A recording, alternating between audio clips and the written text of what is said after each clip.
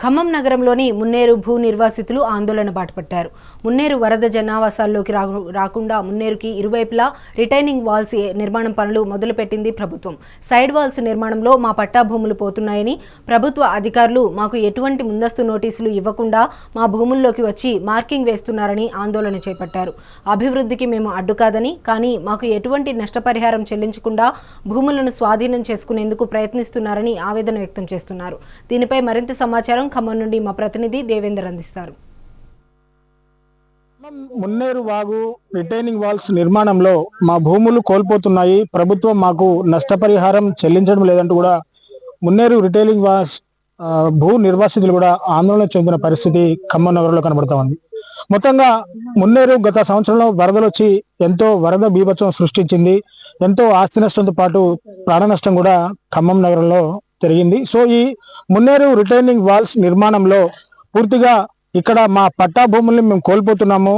మాకు 2013 భూసేకరణ చట్టం ప్రకారం మాకు కొంత అమౌంట్ మాకు ఇవ్వాలంటూ కూడా భూ నిర్వాసితులు కూడా ఈరోజు ఆందోళన చెందుతున్న పరిస్థితి కనబడుతుంది. సో ప్రస్తుతం మన దగ్గర కొంతమంది భూమి కోల్పోతున్న వ్యక్తులు మన దగ్గర అందుబాటులో ఒకసారిగా వారితో మాట్లాడి మరిన్ని విషయాలు తెలుసుకుందాం.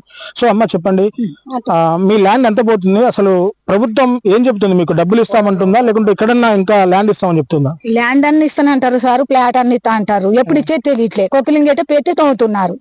కానీ మాకు మా డబ్బులు మాకు ఇచ్చి మీరు ఏ పనైనా చేసుకోండి సార్ అన్న. మీకు ఎంత ఉంది ల్యాండ్ ఇక్కడ? మాదా 100 గజం సార్. అయితే పెట్టుకున్నారు మేమా 8,000 గజం పెట్టుకున్నా సార్. 8,000 గజం పెట్టుకున్నా. అయితే ప్లాట్ ఇవ్వకుండా ఏది ఇవ్వకుండా కొకిలింగ్ వచ్చి తోముతుంటే రెండు సార్లు ఆపినాం సార్. 2 సార్లు ఆపాం. కొకిలింగ్ అడ్డం పడ్డా అట్నే వచ్చి కొకిలింగ్ పెట్టారు శివరికి మా ప్లాట్ కి వెళ్ళి. మాకు ఏదైనా ఆధారం చూపించి మీరు కొకిలింగ్ పెట్టుకోండి సార్ అన్నాం.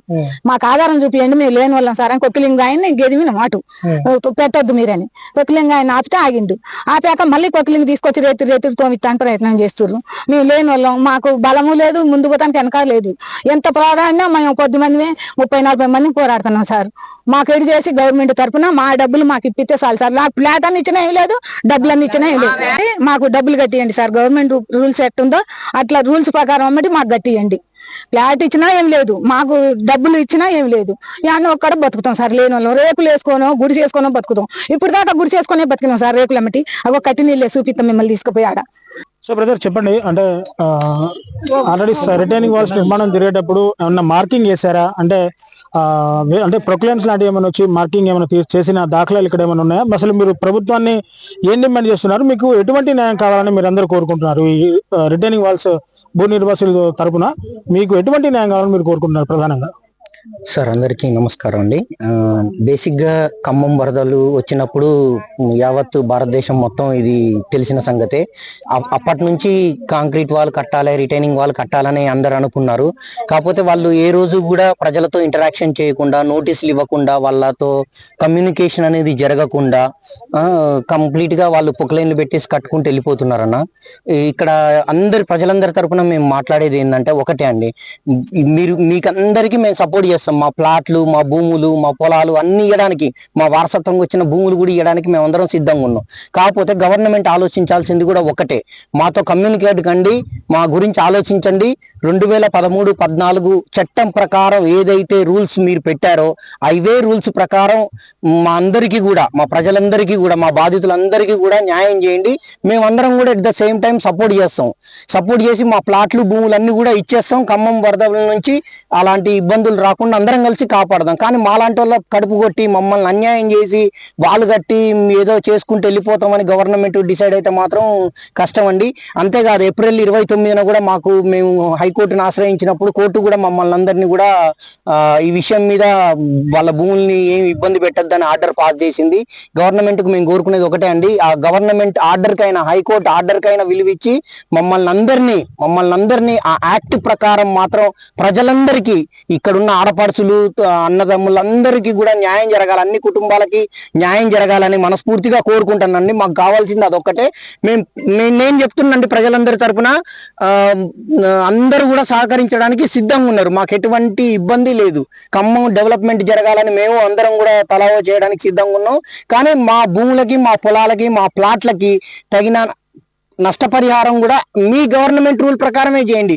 మేము ఇంత కావాలి అని డిమాండ్ చేయం, మాకు ఇది కావాలి అని చేయం. కానీ ఎక్కడో పోలేపల్లి గ్రామంలో అడవిలో తీసుకుపోయి దాన్ని డెవలప్ చేస్తాం, ఆ క్వారీలు బొందలు బూడిపి చేస్తాం అంటే జనసంచారం లేని ఏరియా, మళ్ళా అది కాంక్రీట్ వాళ్ళ పక్కనే అటు సాగరకాలకి యువతల అవి రెండు కట్టలు దిగినా కానీ మళ్ళా ప్రజలందరూ ఆగమైపోతారు. దీన్ని దయచేసి కలెక్టర్ గారు, పొంగులేటి సీనన్న గారు కానీ ఈ గవర్నమెంట్ అందరూ కూడా గుర్తించి దీన్ని ముందుకు తీసుకుపోవాలని మేము మనస్ఫూర్తిగా కోరుకుంటున్నాం అండి. Thank you so much. చూశారు కదా, పూర్తిగా భూ నిర్వాసితులకు అంటే మున్నేరు రిటైనింగ్ వాల్స్ భూ నిర్వాసితులకి ఖచ్చితంగా ప్రభుత్వం 2013-2014 భూసేకరణ చట్టం ద్వారా వీళ్ళకి నష్టపరిహారాన్ని చెల్లించాలి. ఇక్కడ ఉన్న ఏ ఒక్కరు కూడా మేము అభివృద్ధికి అడ్డం కాదు, కానీ మాకు తగిన న్యాయం చేసి మా ఇళ్ల స్థలాలు కానీ మా ఫ్లాట్లు కానీ తీసుకోండి అంటూ కూడా ఇక్కడ ప్రజలందరూ కూడా ముక్తకంఠంతో చెప్తున్న పరిస్థితి. ప్రభుత్వ పెద్దలు మాత్రం మా భూముల్ని గుంజుకుంటే మేము ఎంతటి ఉద్యమానికైనా రెడీ అని చెప్పేసి ఇక్కడ సైడ్ రిటైనింగ్ వాల్స్ భూ నిర్వాసితులు ఆ ప్రభుత్వాన్ని గట్టిగా హెచ్చరిస్తున్న పరిస్థితి ఇక్కడ కనబడుతుంది. సో ఇది ఇక్కడ తాజా పరిస్థితి. కెమెరా పర్సన్ హరిప్రసాద్ తో reporter Devender, mega 9 TV, Khammam నుంచి.